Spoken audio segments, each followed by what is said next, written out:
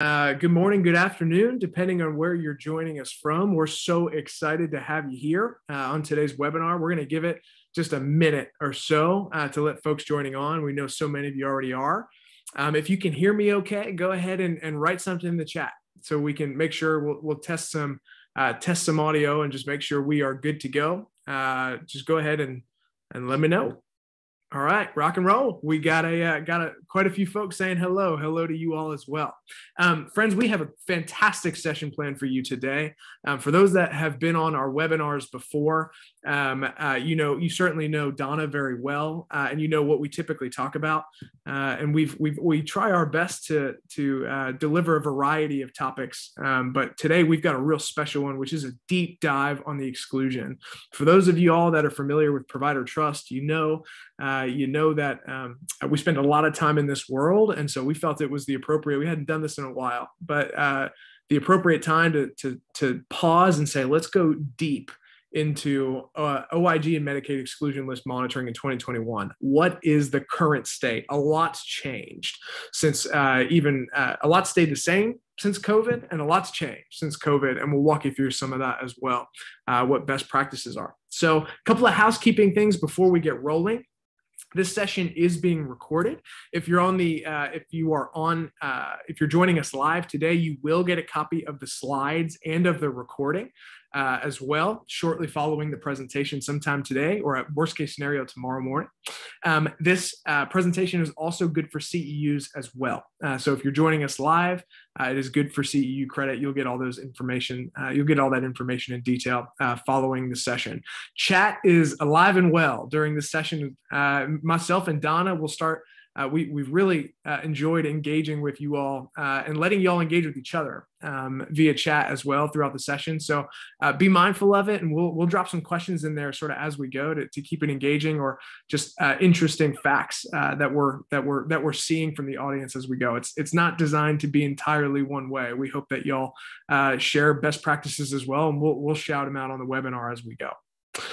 With that, let's go ahead and get rolling. Today's presenters, I'll be joining our very own Donna Field today. Donna's our Chief Compliance Officer. She comes with just an extensive background in post-acute compliance and executive leadership at health systems on the provider side, and has been our Chief Compliance Officer for a few years now, just helping us understand the data and really what to look for, and how do we just best serve healthcare organizations across the country. And then myself, I've just been around this data now for years as well. And so we're really looking forward to sharing some of the insights that we interact with on a day-to-day basis with all of you, that hopefully is going to deliver some value for you for the rest of the year. If you don't know us, we are made with love in Nashville, Tennessee. We are proudly based in Nashville. We do our best to deliver insights all just continuously. We are constantly, we publish about a piece of content every day that's free and educational. So if you're ever looking to learn something, we're just a great place to check out at ProviderTrust.com for free educational resources, and for even CEUs if you need them. We believe deeply that a smarter healthcare makes a safer healthcare. And if you don't know us, from healthcare license verifications and OIG exclusions to enterprise compliance and eligibility monitoring, we do our best to build an engine that delivers it all. It's a little bit about what we do, but enough about that. Here's what we are going to cover today. We've got 5 topics. One is understanding the OIG and exclusions 101. 2 is exclusions by the numbers. 3 is process, policy, and procedure. 4 is case studies and examples. This is the part where we're actually going to show you. We're going to show you some of the stuff that we see, predictive monitoring, and how do you catch what no one else can.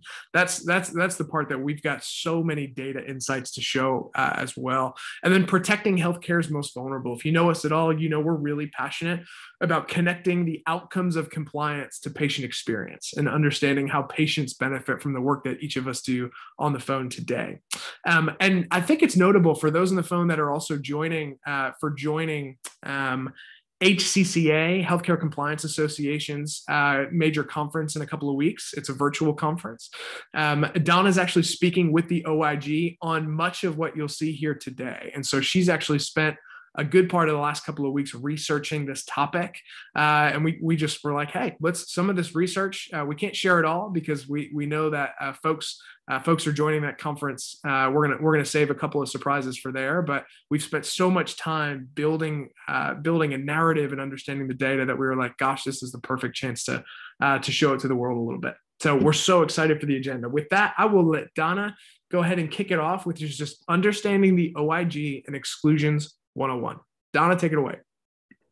Thanks, Dave, and welcome everyone. It's good to see some familiar names in the chat and some close friends, as well as I see the names of the attendees. So glad to have all of you with us again today. So like Dave said, we're going to just kind of do the Exclusion 101 and let's start with the basics and make sure we're all on the same page of what is a program exclusion. I think first and foremost, super important to understand that it's an administrative action, right? It's the Office of Inspector General that's leading these exclusions that we're going to talk about today. The Department of Justice is generally not involved, so it's not criminal, it's not civil, it's an administrative action. The goal of these exclusions is to protect the federal healthcare programs and all the beneficiaries, all the people that Dave talks about that we are so passionate about taking care of. One of the basic rules, right, fundamentals of if a person is excluded or if an entity is excluded, that no federal monies can be paid for items or services related to that excluded person's work that they're doing or the services that an entity is providing. Can't certainly be related to a prescriber as well. You cannot submit a claim for any of those services that were provided by an excluded person or entity, or as we're going to talk about in a little bit, there are definite penalties that relate to that. The exclusions themselves relate to people, practitioners. They generally speaking are oftentimes practitioners. Hospitals certainly related to direct care, but certainly can be employees that are not practitioners. And then indirect providers or entities, examples here were certainly drug manufacturers or device manufacturers. I think we're starting to see a lot more of exclusions in the DME side of the house. And we know that there are state Medicaid exclusions in addition to the OIG exclusions. And those are the ones we don't talk as much about, but quite honestly, from a provider perspective, are way more difficult for us. And we're going to talk a little bit about that. So really important to remember that there are OIG exclusions that we hear about, that we talk about all the time, but there are another 42 state Medicaid sources that have exclusions as well. And then the last one is just a little bit of bullet, but we're going to highlight it in a couple of slides. And it relates to the special advisory bulletin that the Office of Inspector General put forward. It's a great resource. I think it's 15 pages maybe. I refer to it a lot when I'm working with our clients and helping them understand how the OIG sees exclusion monitoring. So a really great tool. You'll see it says 1999 and 2013. 2013 is when it was last updated. But it's easily a tool that you can find and one that you might want to refer to. So let's move on and talk a little bit about the OIG Exclusion Authority. And I'm just looking over here at my other screen because I was, when I was preparing for this, I was just reminding myself of some of the unique exclusion authority that the Office of Inspector General has. So first and foremost, they have two types of exclusions, right? Mandatory is simply the OIG doesn't have a choice, right? They have to exclude a person or an entity for generally certain criminal offenses. And then the permissive ones are the ones that I want to just talk a little bit about. So when you're thinking about 1128A, those are all the mandatory exclusions, and things like the conviction for abuse and neglect, or conviction and generally we're speaking felony convictions related to healthcare fraud. But let's talk about some of the permissive exclusions. And why I think this is important is when I think about the role of compliance, and we haven't asked all of you what roles you're in, but my guess is most of you are compliance professionals, you're HR professionals, or you're in the operations space. So feel free to put in the chat what your role is within your organization.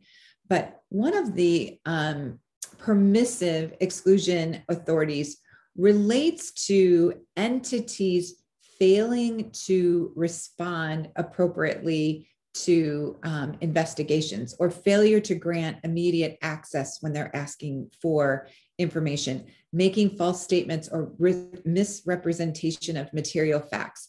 And I think about in my past life when we had OIG investigations or DOJ investigations, different government investigations, and always that desire to certainly be open and honest and provide the government with the documents and things that they're asking for. But you also always have that challenge within the organization of trying to decide, like, what is exactly the appropriate amount of information to be providing based on a certain request. So I think it's really important for us to remember that the OIG has permissive authority to exclude a person or an entity if we're not appropriately meeting the requirements or the requests that the OIG is asking for. So just an area that maybe we haven't explored in the past.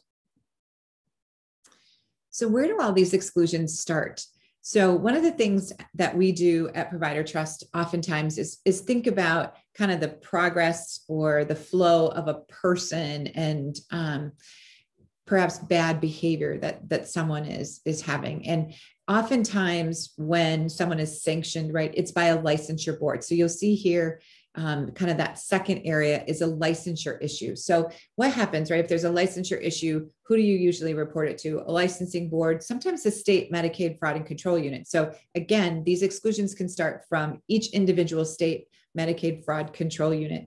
They also relate, we were just talking about misdemeanor actions, felony healthcare actions. All of those criminal activities are also places that the OIG would start their investigation.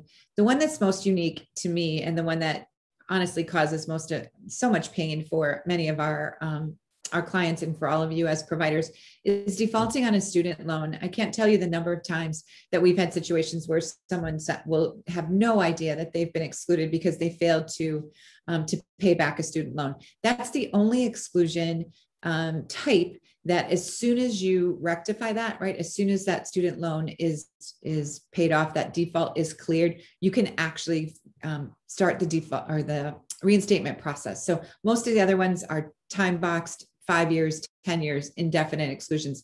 The student loan one is one that, thankful for many people, they can resolve pretty quickly. But you can see the variety of places that the OIG starts, and the states start to look at excluded persons or entities. So this is a picture of that special advisory bulletin that I mentioned a little bit ago. So as you can see, it was updated in 2013, and it's a really great, easy to read resource that the OIG put together to help answer all those questions about what should we be doing, right? Because there isn't anything that's extremely black and white that helps us define knew or should have known about an exclusion, and therefore here's the 22 things that we need to do. And in compliance, right, we like checklists, we like process, and so this is probably the closest that we're going to get for guidance from the Office of Inspector General. So restating, right, no payments can be made for any item or service that's furnished, ordered, or prescribed by an excluded individual, right? Very clear.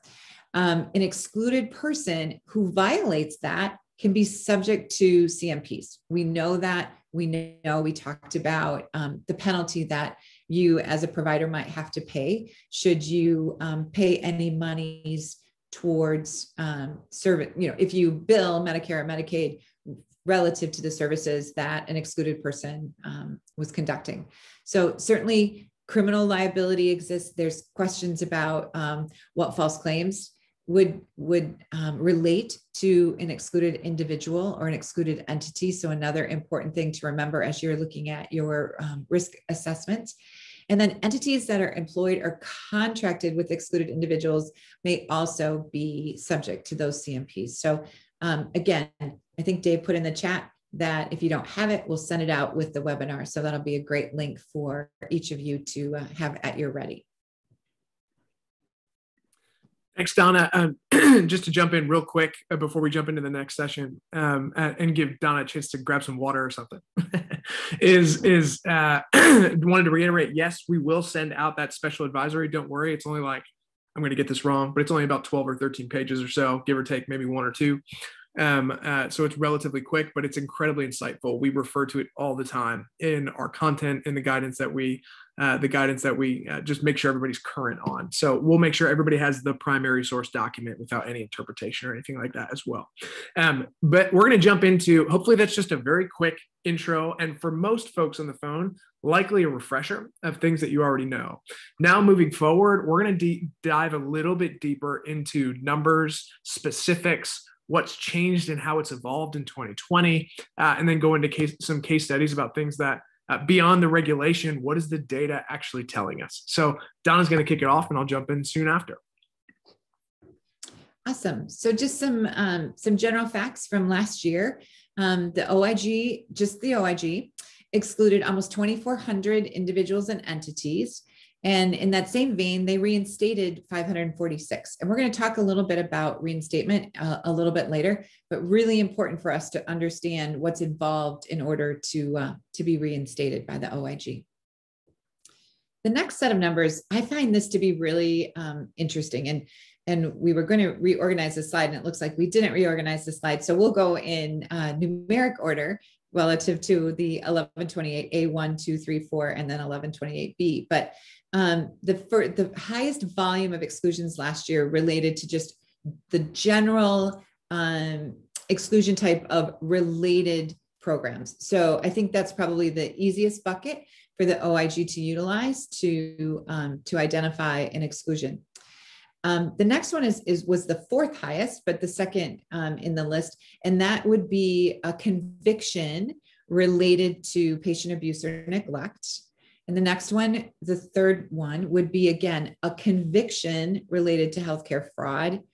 And then the fifth one is a conviction related to a controlled substance. And then the one I really want to focus on is the last one, which is the license revocation. If you remember, this is one of the permissive authority exclusions that the OIG has. So again, when you're thinking about your population and the flow of information and what you're monitoring, it's so important to know the status of your professionals' licenses, because we know how long it takes. And we're going to have an example of that in just a few slides, I think. But a license revocation, as you can see, is the second highest volume of exclusions in 2020. And quite honestly, the highest volume of exclusions, I believe, of the total exclusion. So it's really important in an area where I think the OIG has a lot of visibility and information that is routinely shared with the OIG for them to use to make those permissive exclusions decisions. So these are the top top four types of subjects or entities or groups that were excluded. So physicians, right? So doctors and DOs, other licensed individuals, right? We just saw that the second highest volume of exclusions relates to license revocation. So you would certainly think the primary folks that they're looking at are licensed professionals. The next group is that business owner and executives. And that's something that I think all of us on the compliance side can certainly agree on is a really difficult population to manage when we're thinking about our vendor partnerships and those entities that we're contracting with and trying to get our head around what does that 5% ownership look like? Who are those business owners? Is the person excluded, but they've started a new entity to try to kind of hide behind that corporate veil? That is a really difficult population for many of us to monitor. So really interesting to know that that is a high area of focus for the OIG. And then the last one is the employees, again, of those private sector businesses. So our vendor partners who are not healthcare providers, but they're providing services to us, and therefore they're the recipient of our Medicare or Medicaid monies that we're getting, right? So it's just that downstream relationship that really puts a lot of burden and onus on the provider segment to try to monitor those last two groups of folks. So we talked a little bit about this at the beginning with the picture of kind of the 5, but here really are those referral sources, right? The OIG has special agents all over that are doing their own data analysis and investigations that they're bringing forward, potential issues and concerns. Certainly, the OIG attorneys, as they're doing their other investigations, they may say, we're not going to go criminally after this particular individual, but because of their bad behavior, we are going to use one of our other tools, if you will, and we're going to exclude a person. We talked about the MFUCUs, right? The Medicaid Fraud and Control Units, bringing that information from the state level up to the federal level. And then, as you can imagine, there's all different federal agencies and law enforcement that can bring an area of concern or issue to our friends at the OIG. We talked about the specific state Medicaid agencies, separate and distinct from the fraud unit. The CMS program integrity, as we all know, right? We have different CMS program integrity offices that are sending us questionnaires, they're doing audits, they're looking at our claims, all of that sort of information can be brought forward to the OIG for their consideration. We talked about the licensing boards being the number 2 type of exclusion, and certainly environmental scanning. Now, this one I think is so interesting to me. I'm sure you all have sat in many OIG presentations, as I have over the years at different conferences, and listening to the different special agents of the OIG talk about the tools that they have at their ready, and the volume of data that is just scanning the internet and newspaper articles and that sort of thing, to just hear about bad actors that they feel that they need to look into is just really intriguing to me. And I think an area where most of us perhaps kind of take for granted what's in the public eye, that the OIG or the DOJ isn't necessarily looking at it, when really I think they have a whole team of folks that are monitoring for that sort of unique story that they can delve into.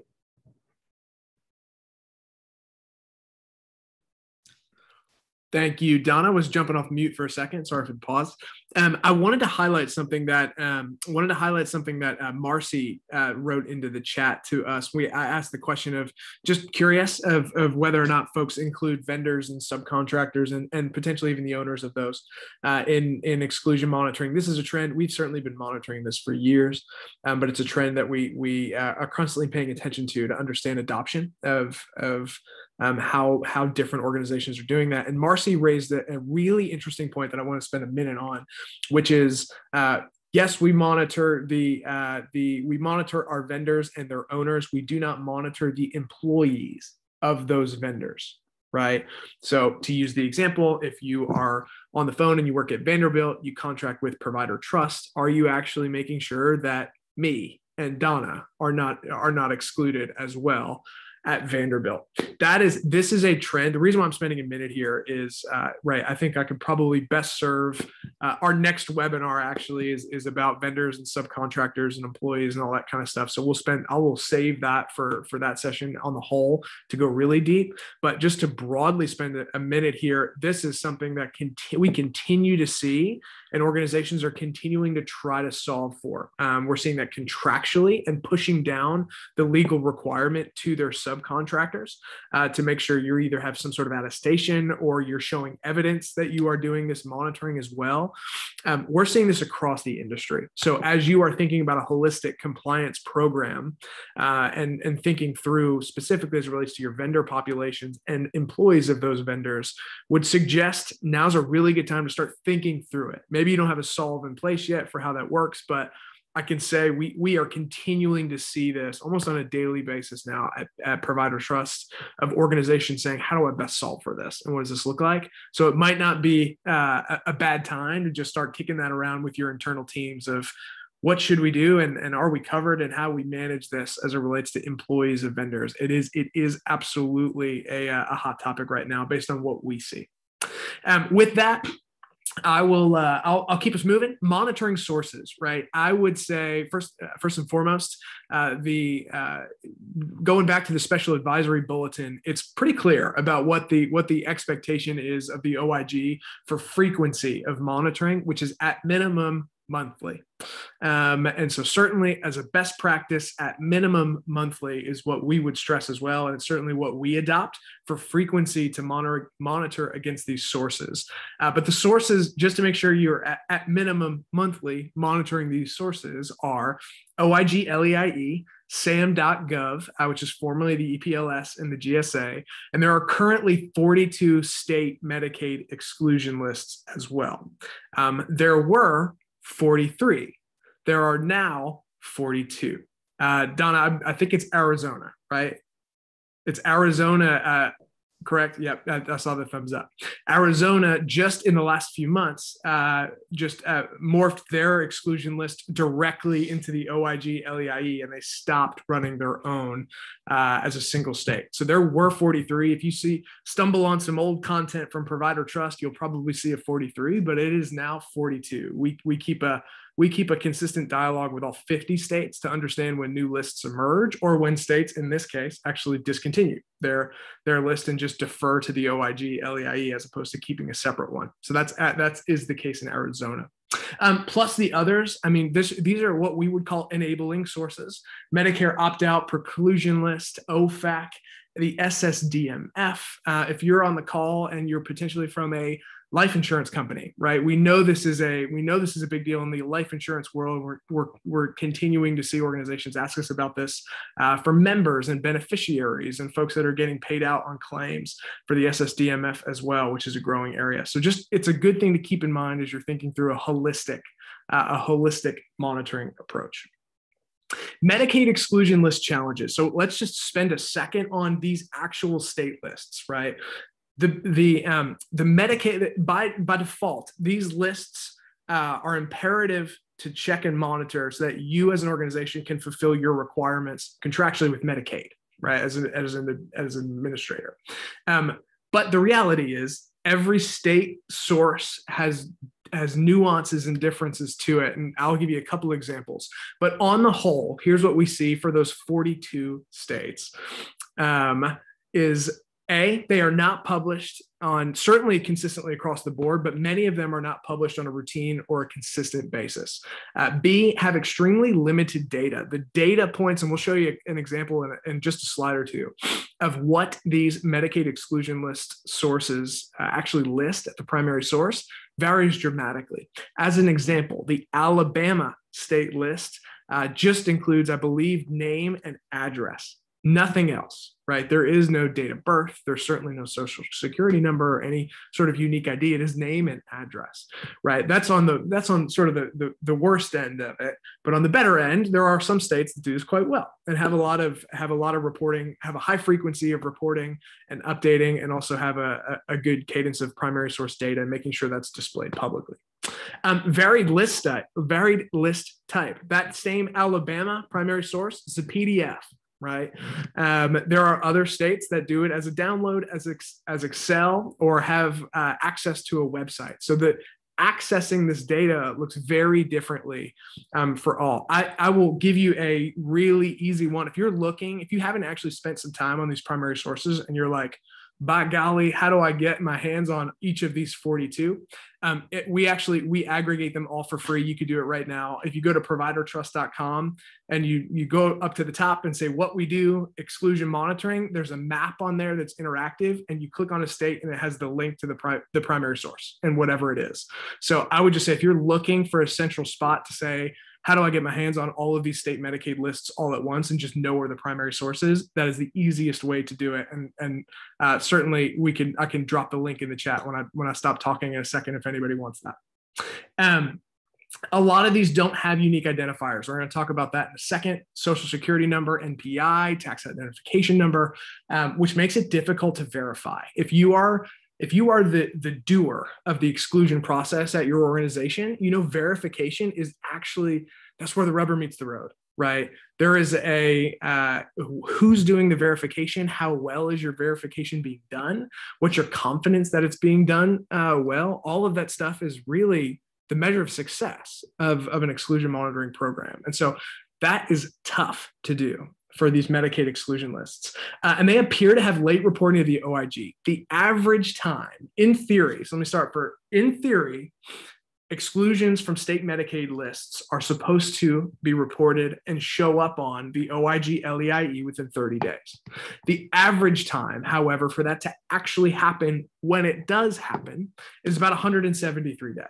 So there is a significant lag between when exclusions first appear on a Medicaid state exclusion list and when they actually appear on the OIG when they appear. Now, some of that, right, this isn't to paint the picture that the OIG is a really bad place, right? Some of those should not be reported. Some of them should be reported, right? So there are data gaps in the process as well, but there's also some things that it should never, in theory, be 100% across every sort of source. That be a duplicative process for healthcare. I don't think anybody's looking for that.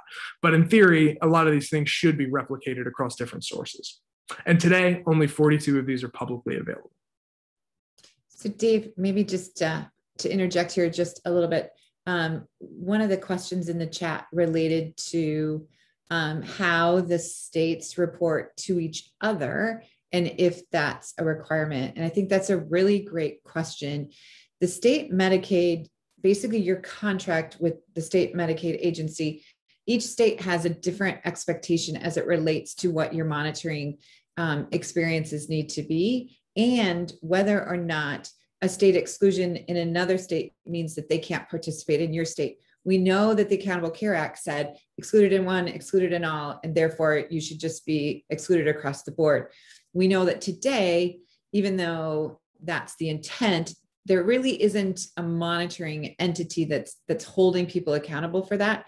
But I can tell you with firsthand experience, the state of Idaho has that expectation that if you're excluded in one state, you cannot participate in their state. And we recently supported a client who identified 8 exclusions from other states, but for providers that worked in the state of Idaho. And it has caused, obviously, a lot of angst. So to answer your question, Mark, there isn't an expectation, as I say, Wisconsin, but Wisconsin doesn't have a list. The Tennessee is giving the list to Alabama, but there is, unfortunately, an expectation on us as the provider, the recipient of the Medicare and Medicaid monies, that we're doing this check and making sure that our folks are following, that are not excluded and are following your state Medicaid exclusion responsibility. So I hope that answers Mark's question, but I just wanted to throw that out there. Yeah, thank you, Mark. It's a really, really good question. So challenges, here's a couple of specifics, right? And I think this goes back to the neighboring state conversation as well. So on the left, if we look at the Texas Medicaid state exclusion list, right? 60% of the providers excluded on that list are not OIG exclusions. There is a gap. There only 40% of the folks on that list actually make it to the OIG LEIE. Which means if you think about that from a Venn diagram, there's an awful lot on the Texas only that hasn't quite made it there yet. And we see this frequently, where we see it's identified at a state, 6 months later it shows up on the OIG, right? That is a common narrative that, gosh, I've literally seen this play out for about 10 years now, and so that happens all the time. But when you look at the surrounding states, right back to Mark's question, right? Texas is on the left, but if we look at Louisiana, Arkansas, and Colorado is not quite a neighboring state, but we'll throw it in there as well. 48% of Louisiana does not make it to the OIG LEIE. 77% of Arkansas does not make it to the OIG LEIE. 72% of Colorado does not make it to the OIG LEIE. But perhaps the most frustrating part of this is not necessarily the lag time and the gaps between states and the OIG. It's that even when you're monitoring your best efforts at these state exclusion lists, the critical information that's missing source by source makes it a very tough task to verify when somebody shows up. To use Donna's example, if somebody shows up in Tennessee, but you're an Alabama provider and you're trying to verify, is that the same person that is now working in Alabama that was excluded in Tennessee? And so for these sources, Louisiana, 100% of these are missing date of birth.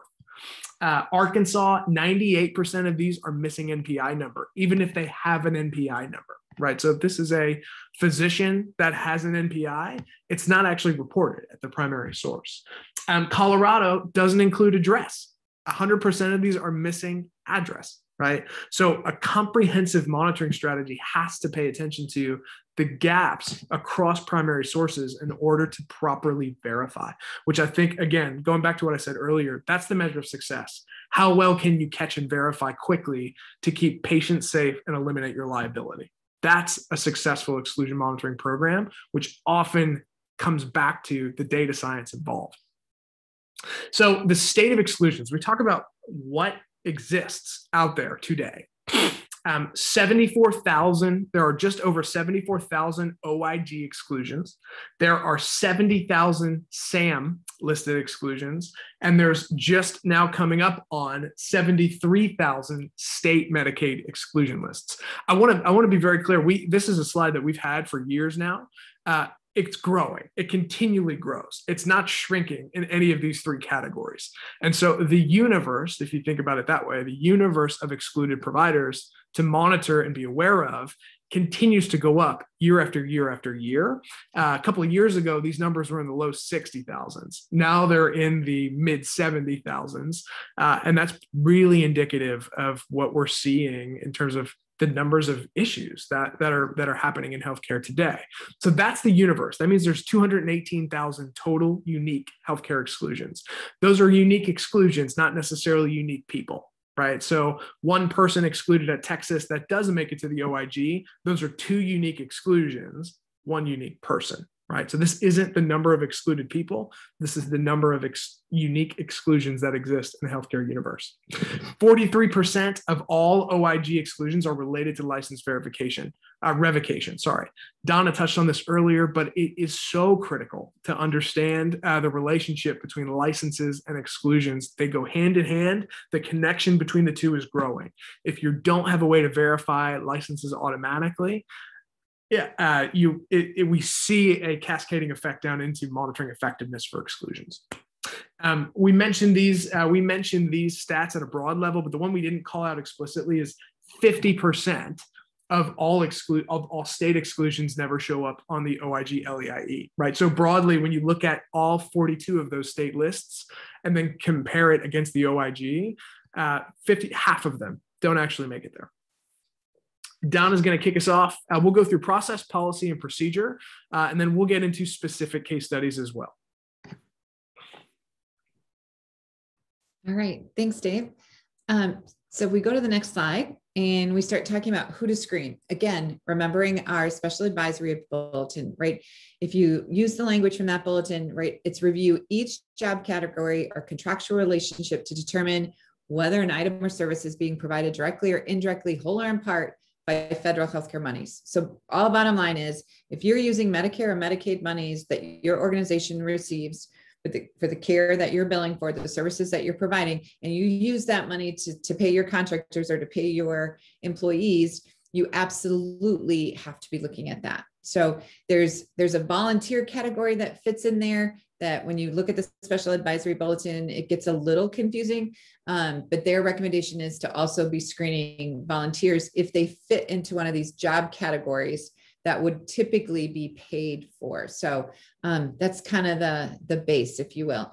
And how often, certainly we know the rule is we knew or should have known that someone or an entity was excluded, right? The OIG puts forth their list on a very scheduled basis, second week of the month, every single month. So the OIG would say at a minimum, you need to do it monthly. Certainly before you bring that relationship, whether it be an employment relationship or a contractual relationship into your organization, you would absolutely want to be making sure of that you're monitoring and making sure they're not excluded. You really have to think about this from a risk tolerance perspective, in my humble opinion. If you're doing a pre-hire check and you feel really good about that pre-hire check and you feel like they're doing a really good job, you can probably wait to do your monthly checks. If you're not so sure about your pre-hire, your pre-contracting relationship, I might challenge you to think about, so if I do it once a month and I hire someone 3 days after my monthly screen, my risk is until I do my next screen, right? So if I'm kind of got to decide if I bring someone on board and they work for me for 27 days and then I do my monthly screen, am I okay if I have 27 days that I didn't confirm that that person was excluded. So think about your risk tolerance when you think about what frequency that you want to do your monitoring. But for sure, the OIG would say at a minimum monthly.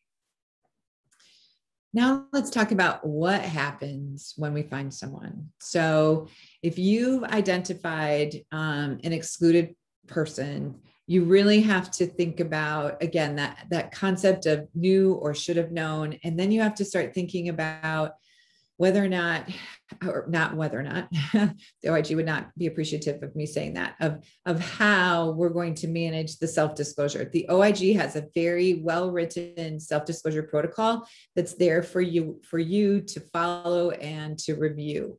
I would suggest that when we're in this situation, I think we're going to go through that in a little bit, you really want to seek counsel and think about the best way to do the self-disclosure once you've identified someone that's excluded.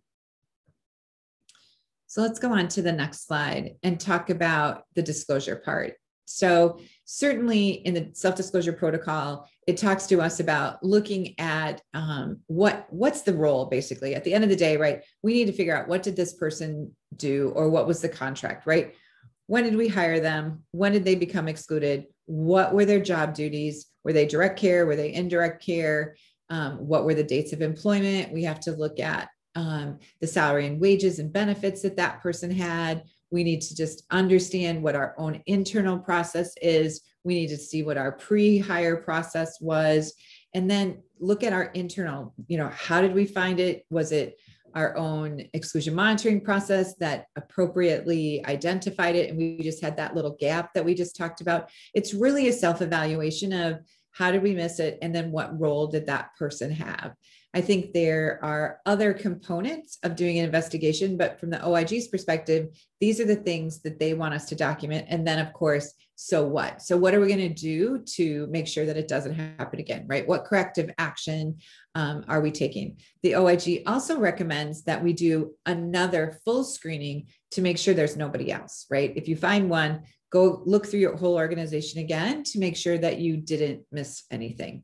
And then the last one speaks to damages and relative to the payer mix, right? So looking again, did this person work, like in my past life, I worked for a post-acute provider. So I would look at a nursing facility. I would say, okay, for this particular nursing facility that this person was employed at, their Medicaid mix was this percentage, their Medicare mix was this percentage, their private pay was this percentage. And from that, you would calculate the payback based upon the census mix or the payer mix within that particular location that the person worked at.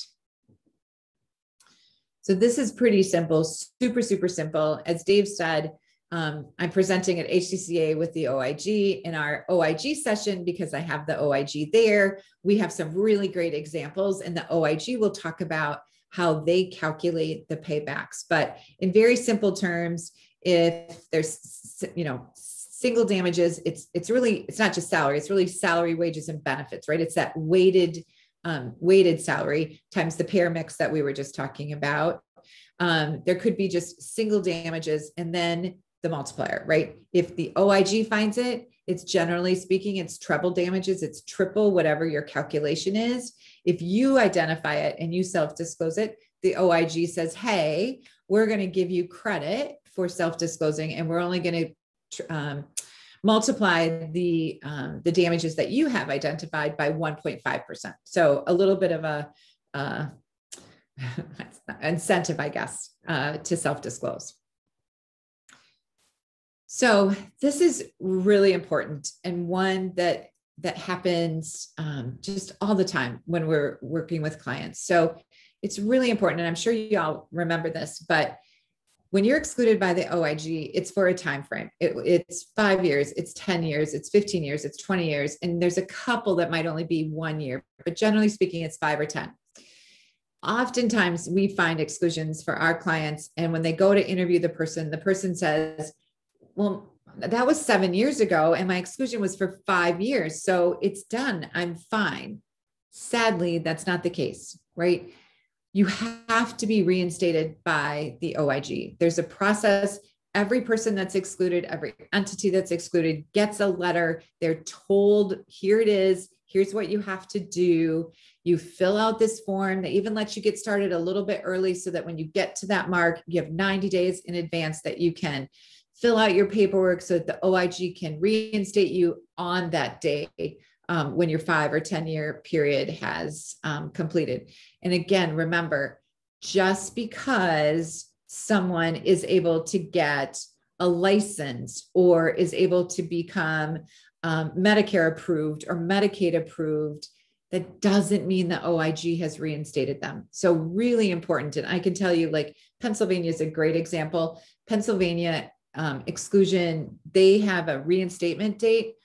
It's a date, but they will tell you there's still, you can't rely on that date. You have to reach out to them to see if the provider has officially been reinstated. So it's a little confusing. Whenever you have someone that's coming up against this, please, please, please talk to the authority to make sure that they're properly reinstated. Really important for your folks.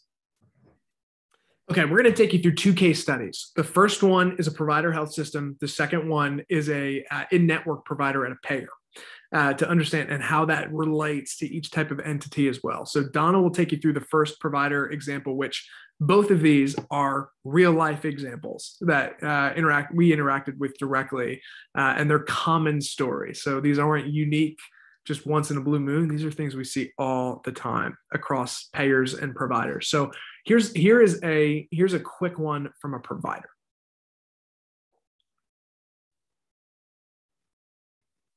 Donna, I think you're on mute. I was trying to respond to Mary. Mary sent us a question. So Dave, you can read Mary's question and then you can respond. So this is a real life example.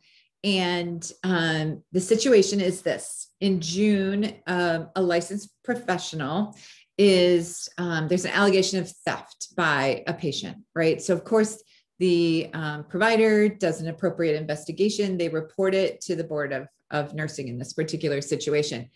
We all know that the licensing boards, depending on the board, can take a lot of time. You just don't know for sure, right, how long this is going to take. In this particular example, the board takes a year to complete their investigation, do everything that they need to do.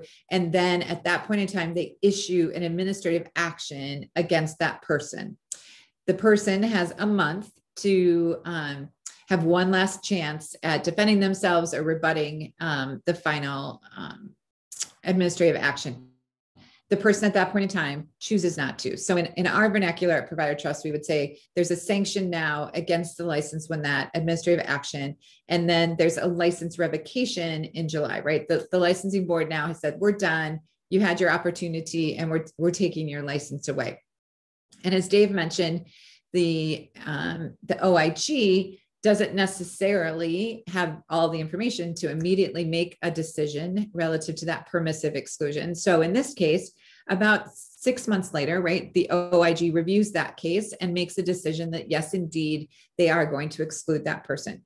Now we know that SAM, generally speaking, really not even generally speaking, I think it is almost 100% of the time, will have what's called a reciprocal HHS exclusion for any OIG exclusion. So they'll instantly exclude them as well. So now where the real world situation has happened, fast forward 5 months. During this period of time, this licensed professional moved to a different state. Reciprocity got a new license while the license was still in good standing. And they also changed their name. So this new provider has a license that's in good standing and has only a name, and they do a check and the license is good. They're not on the exclusion list. That person comes into our application, into our system.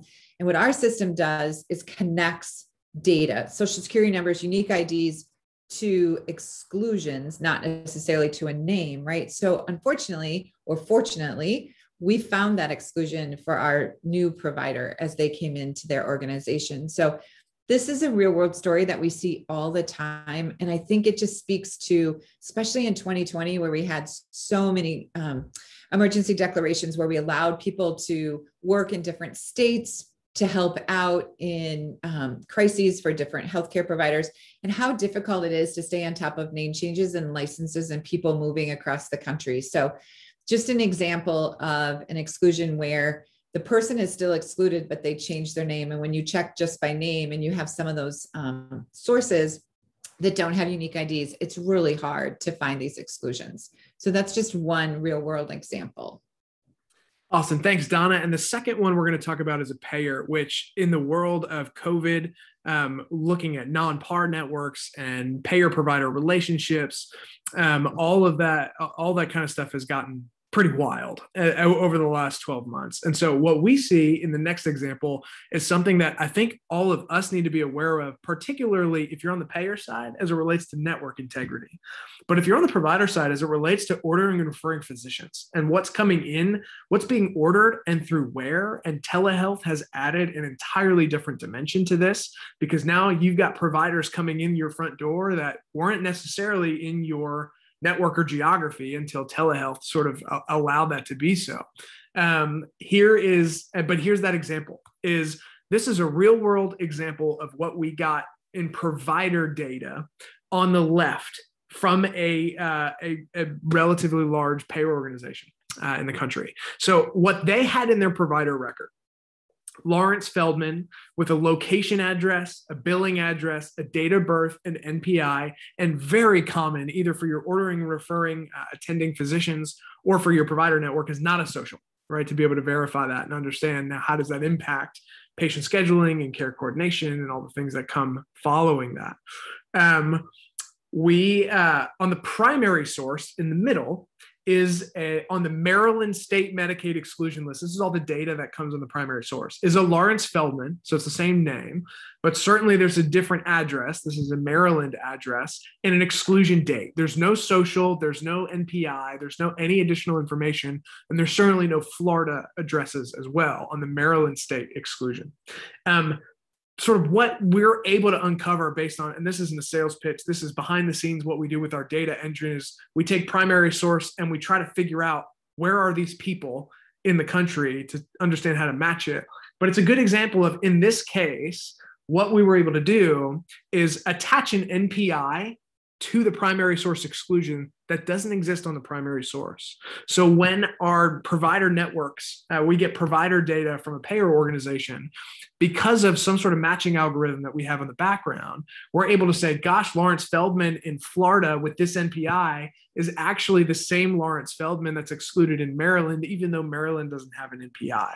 What we would recommend is that you've got some sort of data science powering your physician populations, especially as orders come in and NPIs are attached to each order.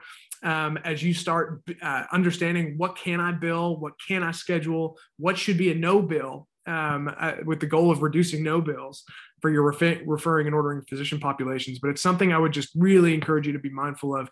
This is sort of what I would say is baseline of exclusion monitoring. Is making sure your employees are covered and we've got good SSN verification processes. Proficiency or even mastery of that process is, are you able to catch an order when it comes in at the front end, right? Based on an NPI or whatever that looks like. That's where the industry is going, which is what, the title of this is the State of Exclusion Monitoring in 2021. That is the state of exclusion monitoring in 2021, is how do we get smarter about this to catch things before they become no bills or compliance issues down the line. Here's one last one, which is a quick hypothetical, which is, we'll go through it pretty quickly, but on January, again, very similar. This is a story that we hear all the time, and it's a real one. On January 15, Chief Compliance Officer receives a hotline call that a current employee is excluded by the OIG under a different name. After some investigation, you determine the caller is correct, and you miss the exclusion because your exclusion checking process only utilizes the name that's contained in the HRIS system.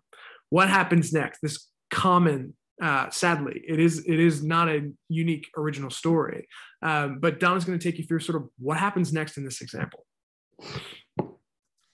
Thanks, Dave. And I think it's probably relatively straightforward. And I think we've kind of covered it in a few different ways, but certainly as you're trying to determine and make sure that, yes, indeed, this really is the right person, you likely are suspending pending further investigation, right? You need to pull that person off the floor. You need to reduce your risk. You need to make sure that you're not compounding the potential problem that you already have. We talked about what the OIG suggests in their self-disclosure protocol. Of course, right, we need to know all about this person. When were they hired? What did they do? How long have they worked? Exactly what were their working hours? All of that information as you look backwards in time related to the exclusion period. Certainly, we talked about the Medicare and Medicaid mix and what percentages for each of the locations or where that employee was working. Now, the one thing I didn't put in here, but it's really important, and talked about this with a client actually just last week, is why was that person excluded? So when you've determined that this person was excluded, and if you think about those mandatory exclusions, we talked about fraud, we talked about patient abuse, we talked about controlled substances, right? What's the reason why that person was excluded? Now, if it's related to drug diversion or a controlled substance issue, if it's related to patient abuse, what are you going to be doing within your location, right? What kind of additional investigation do you need to do based on patient safety and your own protocols? So I didn't put that in that slide. And I realized that last night when I was thinking about this, that piece of it is really important, separate and distinct from exclusion monitoring and self-reporting, and the financial side of it is your internal investigation as it relates to patient safety and any potential fraud, waste, or abuse that may have happened because of this excluded person working within your organization. And then certainly it's working with counsel, right? You've got to decide, what is our exposure? And is it fine just to be handled by our inside counsel? Do we need to go to outside counsel? Is it a Medicaid and a Medicare self-disclosure? Do you have counsel that has a relationship with state Medicaid that you want to leverage that conversation? Is it a reportable event such that you can just report it to your MAC? Really just using counsel to help you make that decision is really important. And certainly the analysis of corrective action of how do we miss this, right? Always have to look at process improvement. The next one is just a touch different, right? This one is when the OIG starts the investigation. And I think at this point, right, you're really looking at that letter that comes and really treating it like it is a subpoena, like it's a letter coming from the government. And if they've already told you that this person's excluded, they've already realized this person is excluded. So taking that extra step to make sure that you're absolutely responding timely, appropriately, that you have counsel, and that you are taking it extremely seriously. I don't think the investigation part is much different. It's just recognizing that this isn't internal anymore. This is the government now telling you that they know about this, and making sure that you've really dotted your I's, crossed your T's, and that you're doing a really thorough investigation to provide appropriate information back to the OIG, and that you are being collaborative and timely in all of your responses. So I think that's really what this slide just said. I think there's really no more to say. It's just really important that you're taking it extremely serious when we're talking to the government entities. Not that you wouldn't for your internal investigation. All right, friends, we have 2 minutes left, and to wrap us up, the current state of exclusion monitoring, we spent a lot of time on process and policy and sort of the nuance of it. I wanted to spend just a couple of seconds on protecting healthcare's most vulnerable and the outcomes driven from that process. We got about 10 slides in here that are an appendix that we're not going to go through. We're not going to go through today for the sake of time. But the reality is we have found, and we talk about often, connecting compliance monitoring to patient outcomes and patient experience, and the power in that story and what it can actually do if we tell that right. Is dramatic. And the question that I want us all to ask ourselves is, who is the patient that receives care from an excluded provider, and what does that actually look like? There's a ton of data that I won't go in here, but we'll make sure it's in the slides. So when you download them, you have all that at your fingertips. But a recent study from Johns Hopkins found that the profile of the patient is more likely than not to be non-white, more likely than not to be disabled, more likely than not to be under 65, and more likely than not to be a dual enrollee in Medicaid as well. We looked at this by diagnosis code. We looked at this by race and ethnicity, and addressing this process. The one thing I want you all to take away from this is this process is critical to addressing healthcare disparities and understanding how do we protect healthcare's most vulnerable? How do we advocate for folks and patients that potentially need it most? The work that you all do and the work that we get to do is heroic in that way, because it allows us to take a process that can be kind of a pain in the neck and a little mundane at times, and actually leverage and stand on it to say, gosh, here's the thing that we do to help advance equality in healthcare. And you all play a critical role in that. You have that data in these slides to have and use at your disposal, and would encourage you to leverage in the ways they make sense to you at your organization. Last thing, we have 2 more slides and we're done. I've mentioned this already. We have over 700 resources that are free on this topic at ProviderTrust.com. Would really encourage, just hop on over to the website. And just there's tons of content in there of checklists and guides. And if you want more of the policy stuff, there's that. If you want more of the solution stuff, there's that. It's a great library on exclusions content if you need it. The last thing, this is not a sales pitch, this is educational, but we wanted to take a second and introduce where we're actually going as an organization. ProviderTrust, our newest product offering of Dash. Our latest innovation is instant to ongoing exclusion monitoring at time of order or referral from a physician. Before you actually schedule that patient to go see that physician, we've incorporated and connected instant real-time exclusion monitoring with an ongoing process. And so you'll see a quick survey after it. If you're interested in learning more, just let us know. And if you're not, this is just the last slide to close us out, to let you know where we are trying to push our category, because we believe deeply in the outcomes that this process derives.